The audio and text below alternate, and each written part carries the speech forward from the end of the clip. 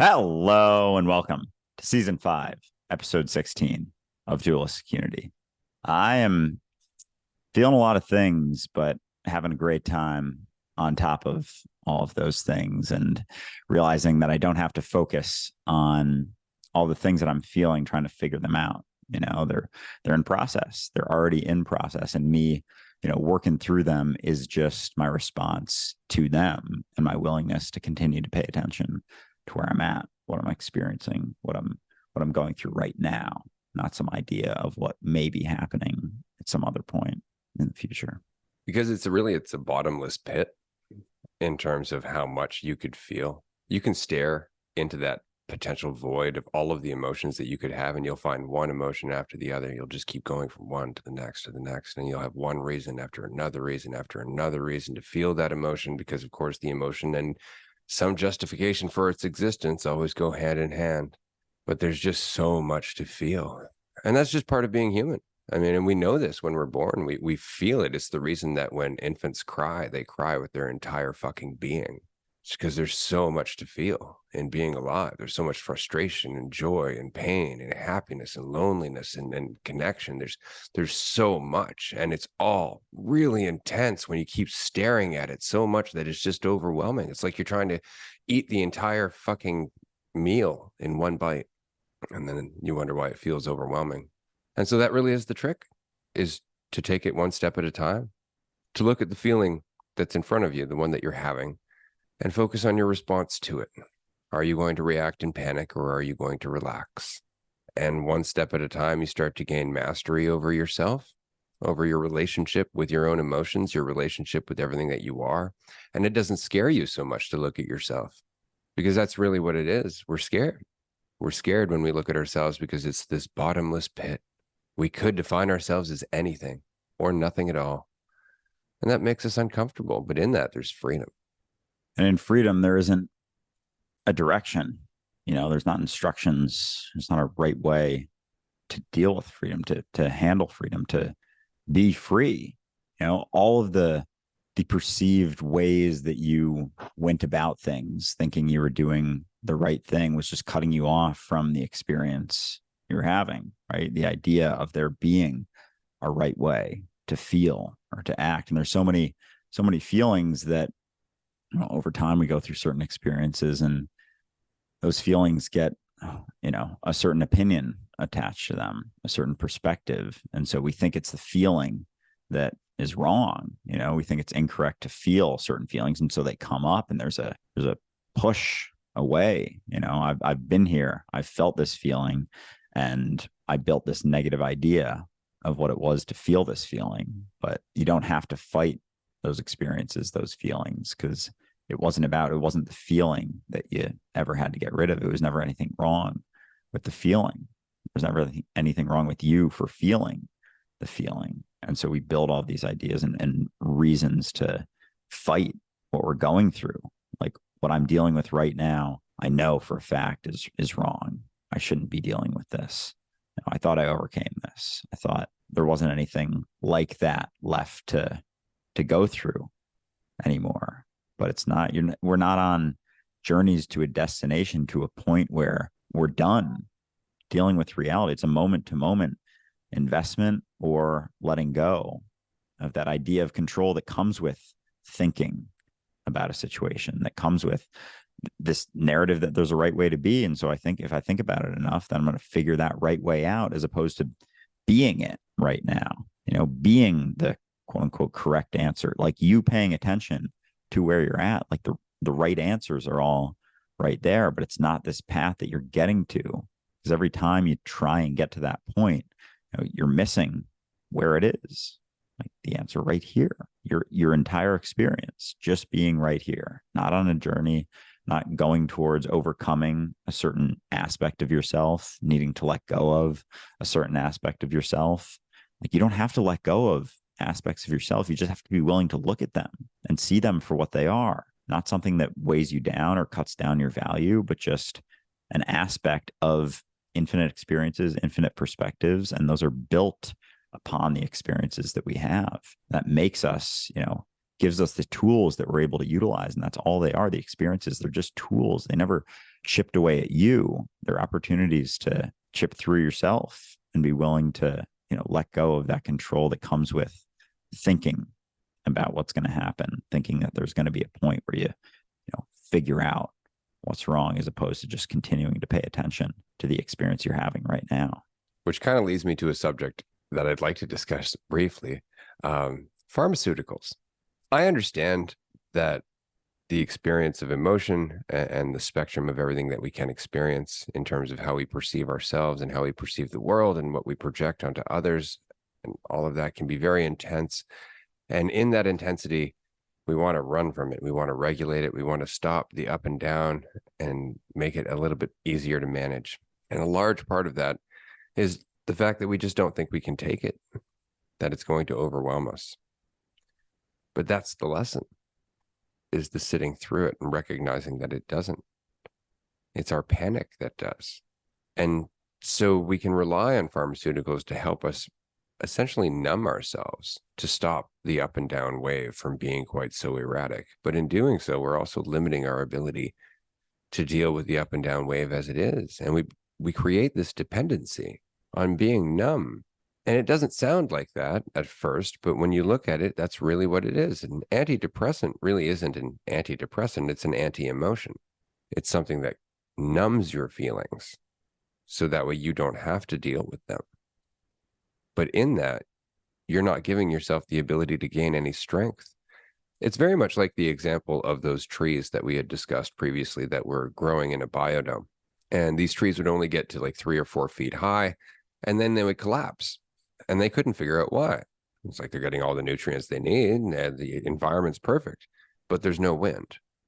There's no resistance. There's nothing that pushes on the tree from day to day. And so there's no reason for the tree to dig in its roots. There's no challenge. So it has no reason to grow. It has no reason to get stronger and dig in. And that is unfortunately the danger of pharmaceuticals. We're removing the wind. We're removing our ability to establish deeper roots. And it's all in the name of feeling better, all in the name of safety, not recognizing that safety and fragility often go hand in hand. And so what do you do knowing all that? Well, I mean, I know what I did, and I can't recommend anything to anybody else in terms of what you're doing if you are, in fact, relying on pharmaceuticals right now to help regulate your mood, to help regulate your emotions. I can't say you should quit. I can't say that you should cut down. I can't say anything. And I shouldn't be the one that does. It's really up to you on whether or not you believe in yourself, whether or not you have faith in your ability to handle you. Because it's not that you're handling the emotions that are imposed upon you by the universe or the world or other people. You're handling your response to everything. It's your response. It's solely on you. If you run from it, how are you ever going to get better at responding to yourself? How are you going to get better at knowing yourself, at understanding yourself, of developing any sensitivity to your emotions, where they're coming from, rather than feeling like they're just washing you over the side of a ship? And it's just spending time in it. But as we were discussing earlier in the retreat, we spend so much time trying to be something, even so much as to just be a better version of ourselves, that we forget that we feel at our best when we are just being ourselves, which we cannot try to do. As soon as you're trying to do it, right, it's not it. There's an intention behind it. You're not paying attention to what's actually happened. That's the only place you can be yourself. You're not figuring out the best way to be yourself, focusing on some fucking idea that you think is best. Like, oh, I have the control to be this person, and then therefore I'll have this response.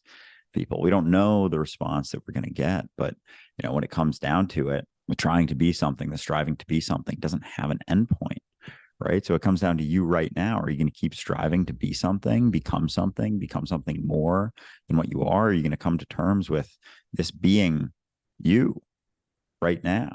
There's nothing you have to change. It's just the idea that you have to change something, the assumption that something means something about you, that someone else is in a better spot or they've gotten through something. And so therefore, you should be able to do this, and all of these ideas and the ways that we're able to avoid those feelings, they hinder that ability, like the tree in the fucking dome. And so, you mentioned antidepressants, SSRIs. Our whole society it's not just SSRIs. So many things are that distraction, are that ability to, when you're feeling certain things, just shoot, not going to feel that. I'm going to look at this. I'm going to feel this. I'm going to ingest this. I'm going to do this, as opposed to just fucking sitting in the feelings. And if we have all of these crutches, these ways to avoid just who we are, what we are, how we're feeling right now, we build this perspective over time that, like, the way that I feel right now is incorrect. I'm always running from how I'm feeling right now. It's not about overcoming how you're feeling right now. It's just sitting in it. It's just being in it. You don't have to measure how your response is changing to it, whether you're feeling it as strongly or more weakly. It's just the idea that there's something wrong with that feeling, with the intensity of that feeling. A lot of the emotions that we run from, that we suppress, that we try to avoid, are just intense feelings, that we attach some idea to, some story to, based on taking our perception of it as truth, based on taking our opinion of it as truth. But it's just an intense feeling. That's all it is. You can still pay attention to reality with very, very intense feelings. You don't have to look at the feeling and try and figure it out, try and come up with this idea of what it is. And so once you have an idea, then you can figure out how to get rid of it. And everyone's telling you all these tactics, just think more positively about yourself. Just be grateful for this, grateful for that. It's like that. Those things that you're grateful for are the fucking SSRIs. Like, those are SSRIs too. Those are distractions from being yourself. All of those tactics are ways to distract yourself from how you're feeling. And that's what allows it to move through you, is just looking at it. There aren't any bad feelings. There aren't any feelings that you shouldn't be feeling. But there's so many ways that we deal with the ones that we make the assumption that we shouldn't be feeling. We don't have to get rid of them. You don't have to fight them. That's what, what you resist persists. That's what keeps them around, is that fight, that perspective that I have to get rid of this. It's me getting rid of this. And how much is that reinforcing, the narrative, the story that I'm overcoming this feeling? It's like, right now you are that feeling. That's all that you are. And that's all that you have to realize. You don't have to fight that. You don't have to get rid of it. It's a component of you bubbling up. Now you can see it. Now you can sit into it, relax into it, not try and get rid of it. Just see that that's something within you that's coming out, and look at it for what it is, which isn't necessarily something that's wrong, but just something that's, now seen and able to be dealt with. Like clothes under your bed, you realize are fucking under your bed, and now you can fold them up and put them in the closet. Because if you don't, you're likely going to trip over them, or there's something that they're going to take up space that you could be doing something else with that space. Like, and that's really all it is. That's all maturity is looking at what you're doing a little bit more closely, with a little bit more clarity, a little bit less judgment, and actually making a decision that is your own. It's making a decision that's your own, that's not driven by fear or need or lack or some desire to be more. This is where you are. This is it. Right here, right now. This is your entire reality. What is your relationship with it? That's really all it is. And if you think to yourself, well, I don't know, let me think about that. Don't do that. Just, for the love of Christ, don't do that. Just feel. Just feel, and don't label. This is something that I suffered through a lot when I was younger. I had a lot of anxiety because, frankly, I thought I could have control over my life. If I was the right kind of person, if I had the right kind of life, if I did the right kind of things, I would get to happiness and fulfillment and people loving me and all that fun stuff. None of which works, by the way, because even if you get all of the things that you think are going to lead you to happiness and fulfillment, what you've trained yourself to do is need happiness and fulfillment. So you're always going to be chasing another carrot. You're always going to be looking ahead going, well, it's got to be somewhere else because it can't possibly be here. But here is what you've got. So instead of thinking about a journey to some point of happiness in the future, let's just think about now as eternity. That all you've ever known is now, and all you'll ever know is now. And you could think to yourself, well, I'm going to die one day. Yeah. And then this stops being an argument or a conversation. So let's just drop that. But here you are, and you are now in the now, as the now, for the entirety of your existence. It's all you've ever been. It's all you've ever known. It's like you're in a room where the scenery of the room continues to change, but you never leave. And this is your relationship with your life, this is your relationship with that room. The now that changes, but is always now. It's never the future, it's never the past, and it never has been. This is where you are. This is eternity. Because no matter what time it is and when, it's always now. Our perception of time is not the experience of reality. We perceive time so we can make sense of all of the changing now. But it's now that you're living. It's now that you're looking at yourself. It's now that you're judging yourself. It's now that you're tense, that you're afraid, that you're looking for something. It's right now. And you don't have to do any of that.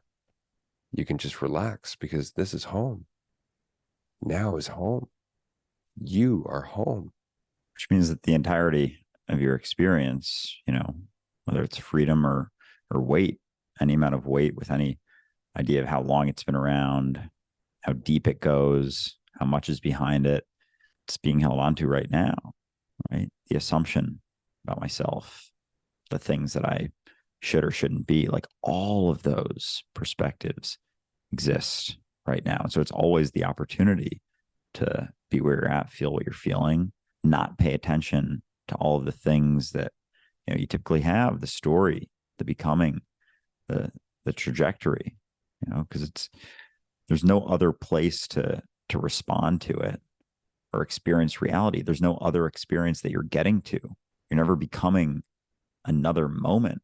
So even when the weight seems very, very heavy and daunting, like the willingness to just look at it and see it, that, oh, this is just right now. It almost starts to shrink a little bit, and it becomes that, one thing, that realization you can only ever do one thing at a time. When you realize that all of that weight's being held onto right now, it's all doing things to keep you from paying attention to where you're at, because you still think that things can be certain, things can be on a timeline, on a trajectory, and there is a correct one that you should be taking. Like there isn't one that's going to guarantee anything ever. There's never a path guarantees any of the things that you think should be happening or things that you're getting. None. And so when you realize that, it's there's nothing else left to pay attention to than what you're going through, because there are no guarantees. There is no control. There is no certainty about anything moving forward, about your experience, even about the feelings that you're feeling right now. There's no guarantee that those are going to last another 3 seconds. But we maintain this idea that it could, this narrative about how it's been, how it's always been, who I've always been. And holding on to that almost, doesn't guarantee anything, but it will constantly be holding off the inevitable change that you would embody if you're willing to be uncertain about what you think you are, about what you think you're dealing with, about what you think you're going through. Because as familiar as certain experiences can be, it's never the same thing. You never know what you're dealing with or going through. You couldn't possibly understand all of the facets of the experience that you're having. And so without that, there's not even the thought of a certainty, of a guarantee, of a getting somewhere. There's not even a timeline to be on. There's no other moment. There is no future moment that we get to, that we become, that we turn into something else. But if we're willing to let go of the certainty about what we think we are, it's like it allows those changes to manifest far more seamlessly than when we maintain this perspective that I know what I'm becoming, which means that I know what I am right now. I don't. It's so interesting because we don't look at ourselves as being incredibly complex, and so we don't treat ourselves accordingly. But if you were to look at the earth and the rotation of the seasons, for example, all the different species and how they integrate and how one thing feeds another thing and feeds another thing, you're looking at this giant, incredible process that you cannot see from any single point in nature at any single time. You have to look at it from the larger perspective, which takes time, which takes attention, which takes patience. But we don't look at ourselves and that field of emotion, of that field, and that field of what we could think about ourselves in the same way. We're like, oh my God, I'm feeling like this about myself. It's got to mean this. It'd be like, oh my God, that leaf just dropped from the tree. The tree is dying. And it's just because we're not looking at the bigger process that's happening. We're not even recognizing that there is one, that there is a bigger process happening. We're assuming that we understand what's happening and we're reacting according to those assumptions. But all of those assumptions come from fear. They all come from a need to think you're certain.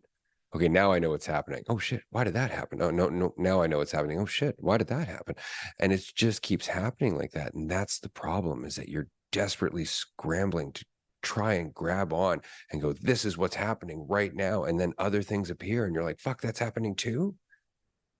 And if you keep staring at all of the things that could be happening, you become overwhelmed because there's so much happening, but it's so much of you. And in the same way that we don't worry about all of the things that are happening in a forest or an ocean or all of the forests around the world, because we know that there's a process there, we don't necessarily have to worry about ourselves either. There's a process there. We are maturing, we are growing in a way that we don't necessarily understand, because we have this idea of ourselves. And a good portion of that comes down to this fiction of being an adult, admittedly. Like, oh, no, this is it. You're fully grown now. Your body's not getting any bigger. You have achieved completion. Well done. And and that's just not the case. I mean, you are always in process. And when you break it down and you remove the idea of an adult, you have to remove the idea of a child. You have to remove the idea that at any point you have ever stopped being what you started out as. The only difference is that your body has gotten bigger to compensate for all of the things that you couldn't problem solve yourself when you started. You couldn't run around, you couldn't feed yourself, you couldn't get yourself things, you couldn't communicate your needs, your wants, your feelings, you couldn't express yourself. And so over a changing now, all of those things have developed to solve those problems. You have not become an adult. You are still the infant that you started as. As somebody at the retreat this week said very, very well, we're basically talking babies, which is great because that's true. We have more ability, but we are still the infants that we started as, which is why we still feel the same emotions when we feel like we've been abandoned. We still feel the same emotions when somebody holds us close. We still feel the same emotions when we feel alone. It's the same spectrum.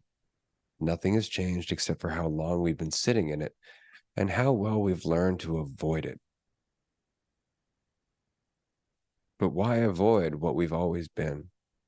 Because in that avoidance, that's where we find our suffering. That's where we find we're always looking for something to satisfy us.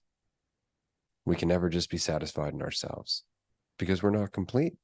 We're not whole because we perceive some perfect version of us in the future, instead of recognizing that we can never be anything other than what we are right now. And it goes hand in hand, the freedom and responsibility, they go interchangeably. You can't have one without the other. And so as those reliances upon certain crutches, certain means of distraction, which they're all variations of each other, certain variations of protection, safety, it's like the tree in the dome. Sometimes that dome gets taken from the tree. Sometimes the tree's got to fucking walk out of the dome, to find out what it's capable of. And it's the willingness to do that.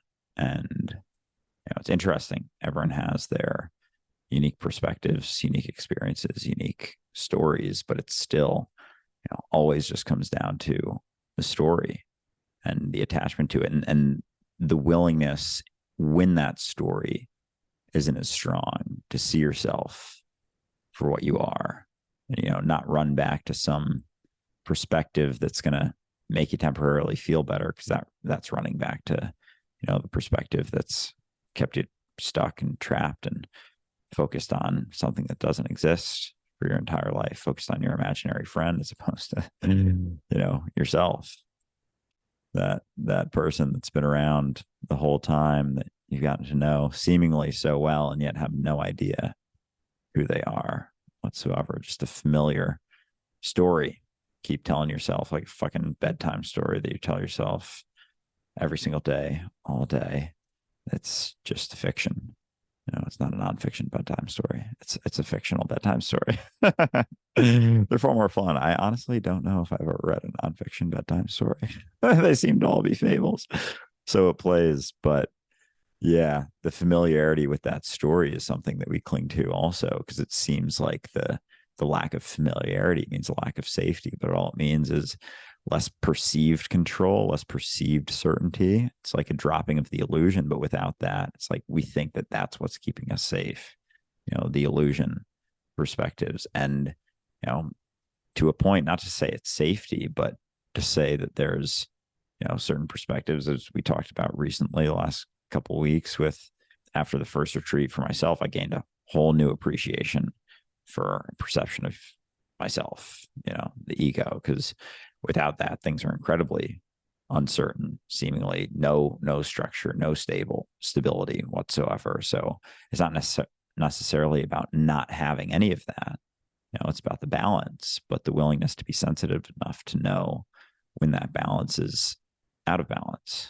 Because in order to continue to grow and progress, there has to be some semblance of balance. It can, sure, as it's changing, it's never going to be in perfect balance all the time. It's going to be shifting at all times, but it's going to keep getting balanced out as you continue to pay attention to what's actually happening and have your experience there as opposed to some other sort of experience. And that's it. It doesn't mean that there's a guarantee of everything that's going to happen outside of that, or an ability to avoid certain things, or not deal with certain things, or not look at certain things, or not experience certain things. If you're paying attention to reality, odds are you're going to feel a lot more than you were when you weren't paying attention. And so with that willingness to be where you are, there's the ability to look at all the feelings and experiences. And how often do we have certain underlying perspectives of ourselves or how we're doing, and we're like, fuck, where the fuck did that come from? I have no idea, because we're never willing to sit with the feelings. We've gained this perspective that no, I shouldn't be feeling this, I should be able to get rid of this. And so we always think that we have to, and it's just that perspective, that opinion of it, that gets in the way of it. And I had another thought about that. It just ran away from me. So I'm gonna pass it to Ray. And I'm going to run in an entirely different direction.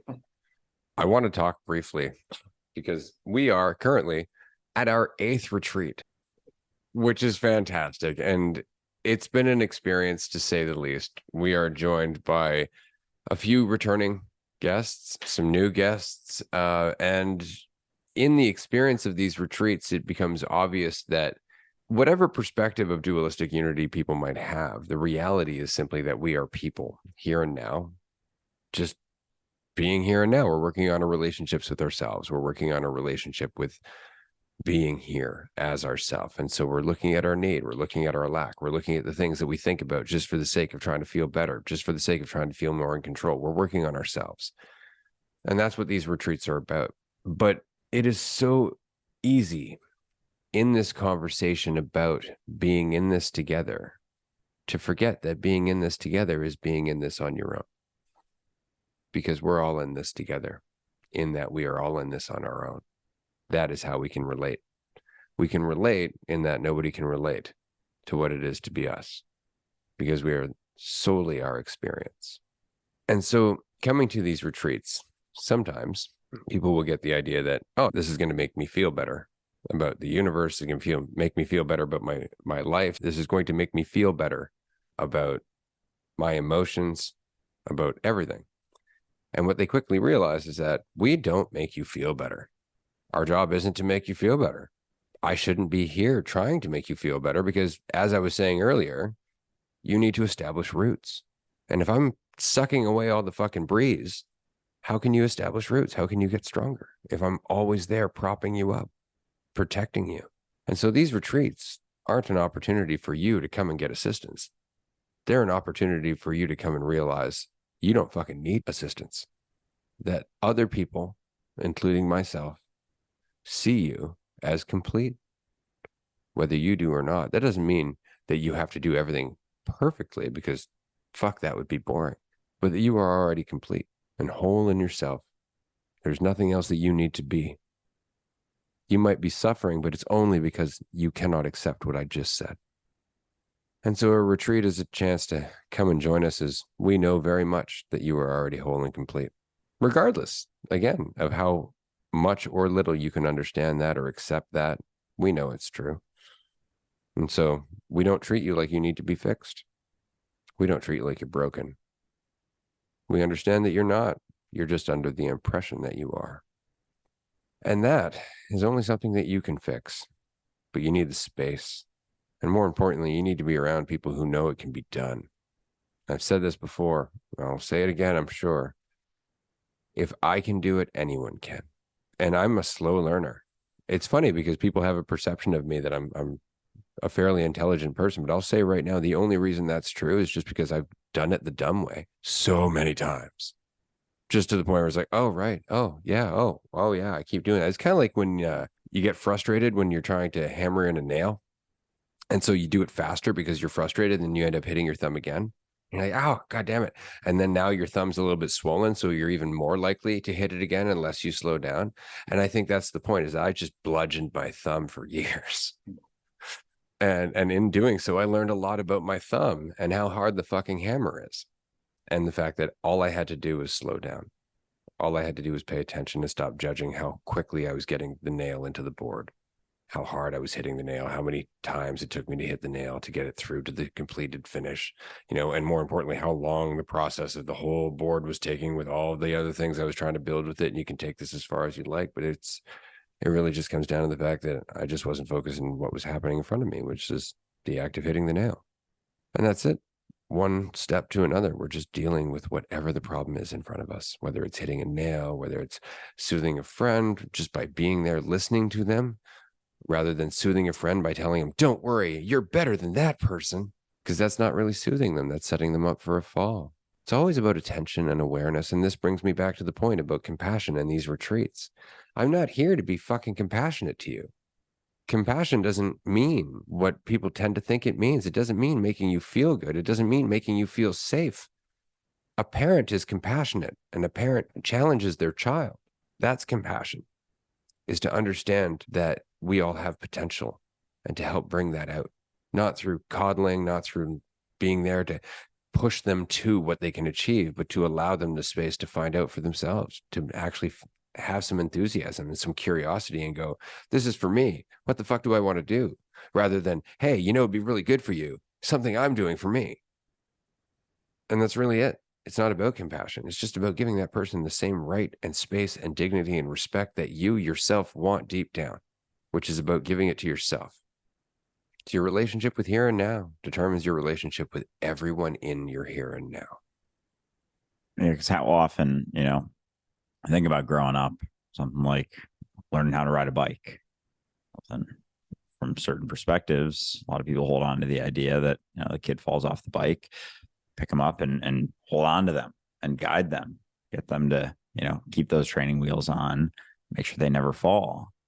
That's what we do. It's more obvious when you learn how to ride a two-wheeler. It's like if someone's holding on the whole time, you're never going to learn how to ride it. But there's this perspective that it's scary to ride the two-wheeler. And so I don't know, can we even try the two-wheeler? Can we even give it a shot? It's so wobbly, so frightening, and you might fall.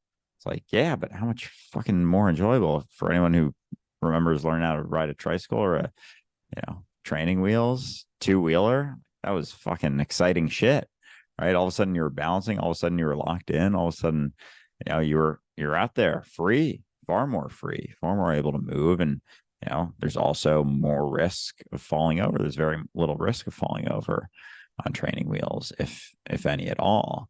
But we have this perspective that, it can be okay to hold on to someone else the whole time. And like, you're deriving a lot of value in yourself from helping that person along. And it's the willingness to realize, oh, I'm never going to learn how to ride a fucking two-wheeler, never learn how to ride a fucking two-wheeler if this person doesn't let go. And so it's it changes everything. And it's the ability to find out and pair it hand in hand with the realization that, any perspective of yourself isn't going to be the truth. No idea you come up with is ever going to be adequate. You're more willing to step into things and you see stumbles, falls, embarrassing things, failures, not as failures. They're just steps. They're just experiences, when you're not so caught up in yourself and measuring yourself and this idea that it's a fucking straight trajectory towards something with no stumbles, no falls. It's like some things require at least 17 stumbles in order to get through. Not necessarily measured out as a stat, but sometimes it's going to be a number of stumbles. And we think like, oh, can't have one stumble. I got to get to this point without a single stumble. I got to live my life without a single stumble, without doing anything embarrassing or outside the norm or something that isn't getting me somewhere. Because that's the thing too, is like thinking that everything you do has to be getting you somewhere, never willing to just be where you're at. Because even the things that you have this perspective, they're getting you somewhere, you can still be there for it.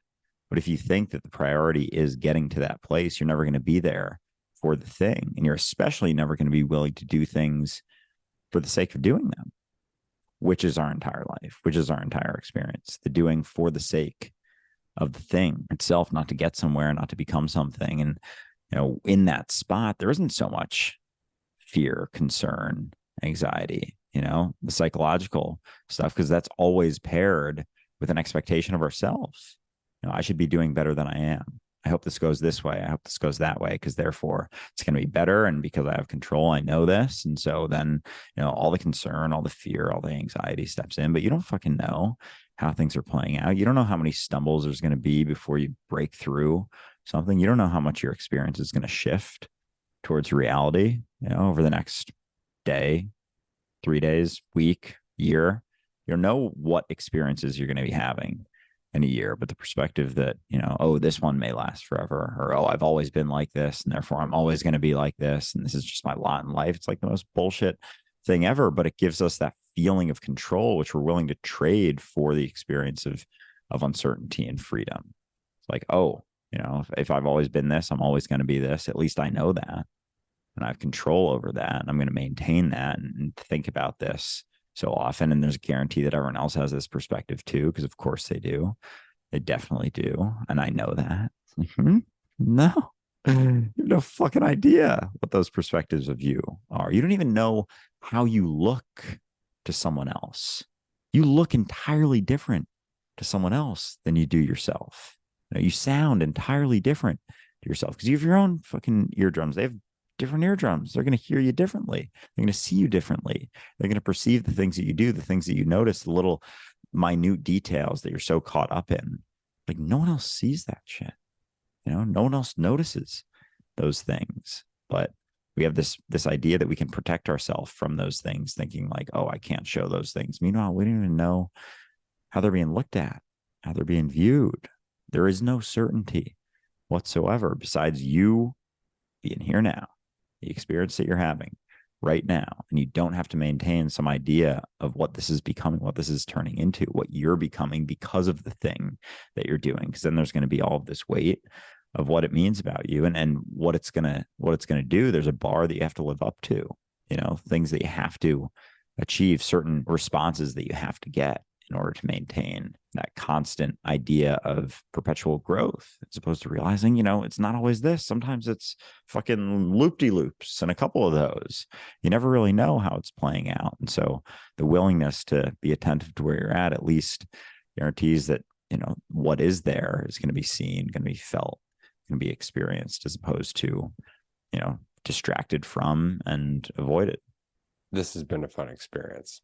Admittedly, this retreat has been educational and self-reflective, but also just a lot of fun. There's been a lot of walks. There's been a lot of games of pool. There's been some ping pong. There's been some great conversations. There was some pizza tonight, which was nice. Just a lot of time being, but never trying to be something. Nobody here, for the most part, nobody here came with the intention of trying to learn something that would save them. And as you're hearing some giggles in the background, what I mean is that, and again, this isn't a judgment. I understand what this is like. I've been there. I lived there for a long time. It's so easy to think of this constant state of happiness where your pain, your suffering, your anxiety, your self-judgment, your self-loathing, your loneliness, it's just not there. Like somewhere there's a state where that just happens, and I'm happy finally. It's like a heaven. And as long as we think that's the case, we feel farther from it. And the more we chase it, the farther it gets. And then when we do relax, when we do have a moment of just being ourselves, and we feel like we actually can be ourselves, well, all of a sudden it's right there. Like, oh wow, I can feel free. It's like, yeah, you can, absolutely. And then you start to chase it, and then it disappears again, and it's really disheartening. You're like, what do I keep doing wrong? Why does happiness keep escaping me? And it's simply because you're not learning from it. You're not appreciating it when it's there. You're holding on to it with both hands. And that turns that happiness into a poison. It makes it impossible to achieve despite being the only thing that you can focus on. And it isn't until you stop chasing happiness that you settle into the experience that you are having right now. And in settling into that experience, aligning with it and relaxing, you find that that is the reality of happiness rather than the image of happiness that's been poisoning your life. But there is nobody that can teach you that. There is nobody that can tell you that, regardless of how well it might be worded. The fact is that won't come across to somebody who's doing it, because there is still that underlying belief, but it can't just be this. And as long as that's the case, you'll never explore what this is. And you'll only see what you're afraid this is. And you'll make assumptions that that's all this is. And then that need for happiness will grow. Just let it go. Stop chasing happiness. Sit in the feeling that you have. Accept it. Accept it. Whatever it is, stop labeling it. Stop thinking it's something wrong with you. Stop thinking it's anything. Stop thinking you know. Just feel it. Relax. Go for a walk. And what you'll find is that that feeling is never actually the one thing that you're afraid it's going to be. It's never the feeling you're afraid it's going to be, because it's always changing. It only seems like the same feeling when you're afraid of it, because the feeling that you're having is running. That's the same feeling. You're running from something that isn't the same feeling, though. You're just getting lost in running. Just stay in the feeling. And what you'll find is that it's constantly changing, because it's a part of the process that you are. And that's when you start to see that larger process. That's when you start to see your seasons change. And you start to realize that you've been changing the whole time, that allowing yourself to be is actually the best way that you can possibly facilitate your own growth. Just relax. Laugh if you can. And if you can, laugh at the fact that you can't laugh. Recognize the absurdity in taking your own shit seriously, because you're doing that shit to yourself. It's like, oh God, this is so heavy and important to me. Why does this suck so much? I don't know, maybe because you think it's heavy and important. Let go of that, and all of a sudden it's light. You're like, oh, I don't care. That's okay. Actually, I'll survive. And that's really what it is. I'll get through. I'll get through. I could lose everything. I'll get through. But how often is our life poisoned by, oh my God, what if I lost everything? Well, what if you did? You didn't start with everything. You got here. What makes you think that you can't do it again over and over and over again? More importantly, what makes you think that you aren't going to get better at it each and every time? But if you avoid it, then it's just going to be more of the same. It's going to be more of running from or to, but it's going to be more running. And there's no peace in that.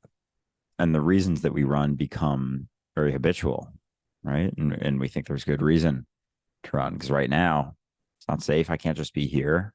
I've tried that before and didn't go the way that I thought it was going to go.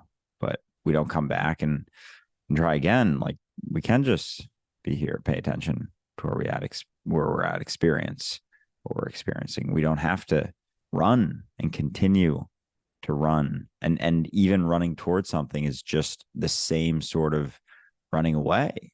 It's always just running towards something. It's just running away from yourself right now. It's all it is. So striving to become something more, get some other place, achieve some other thing, win another fucking trophy or job promotion or anything, running towards something, thinking that it's going to solve myself is just that same running. Same running. It's just running away from yourself, no matter what it is. And so any striving that we take so goddamn seriously, thinking that this is definitely going to do the thing that I think it's going to do. It's like, it doesn't, though. This guarantee that, you know, getting to this spot is going to be a better place that I'm at right now. It's that reliance upon the feeling of happiness, the idea that that's the answer. You know, just feel that way, feel good all the time, as opposed to realizing that, you know, the growth and change is not going to be that feeling of happiness. Like happiness is an experience that we have, and it's closer to what's left when we're not trying to be anywhere else, when we're willing to settle into it. But it's not going to be the first thing you experience when you're willing to settle into it. There's going to be other things there. There's lots and lots there. But to Ray's point, that lack of running, that willingness to sit in it is the reality of the experience that we're trying to get to. Just that faith in ourselves that no matter what comes up, no matter what bubbles to the surface, like, I'll be good. I can ride this out. I can get through this just by feeling it and letting go of my opinion about it and being willing to sit in it and being willing to let go of my perception that this is definitely the thing that I think it is. And I definitely should get rid of it. And it's definitely leading to this. And it's definitely going to be around for this amount of time, experiencing something you used to experience. Like, you know, you're regressing back towards something. It's not the case at all. And besides that, you know, you've been through certain things throughout your life. You've gotten through. Your perspective has shifted millions of times. Think back on the last couple of years. You know, how many different perspectives you've had of yourself, of reality. How many different feelings that you've had. How many different things that you've gone through that have changed. And how many times you go through something, you're like, oh, look back, and you're like, holy shit, I was caught in some shit. Holy shit, I was focused on that stuff. But then you weren't anymore.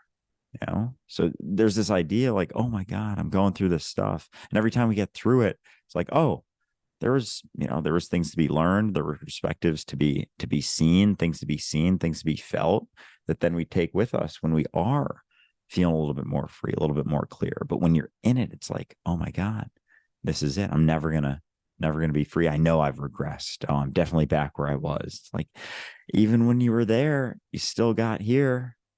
Even when you were in that spot, like, who's to say you can't do it again with all of the tools that you've experienced? So it's not going to be that same long, arduous journey, but it's like every time, like the Mario game, right? Every time you go through the same sorts of things, it's a little more difficult. So you feel like, oh my God, I'm back to level 1.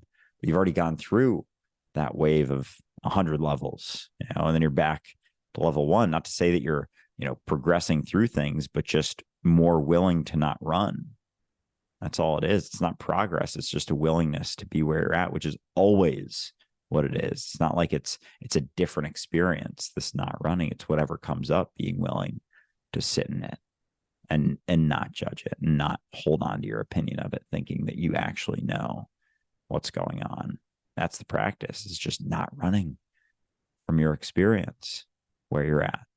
The now that you're always in, that you're not getting out of ever. It's just you right now. And that's the practice. It's not a improvement. It's not a development. It's not a trajectory. It's just you right now being willing to not run and sit in what you are. And that all said, since we are at our retreat and it is the last day of our 8th retreat, I'm going to go sit back and enjoy where the fuck I am with all of these wonderful people. This has been a blast. Great episode. Cheers, buddy. Thank you, everyone, for joining us. We really appreciate you being here. We appreciate your support, whether you're listening to the podcast episode or you're here at a retreat. Doesn't matter. You're being you. And you may not see how that's contributing to all of the changes in all of our collective seasons, but it is. So thank you. Just keep doing what you're doing. Final big fucking shout out to our Vancouver retreat. Fuck yeah. Been a fucking blast. Let's go have a great fucking night. Bye, everyone. Hey.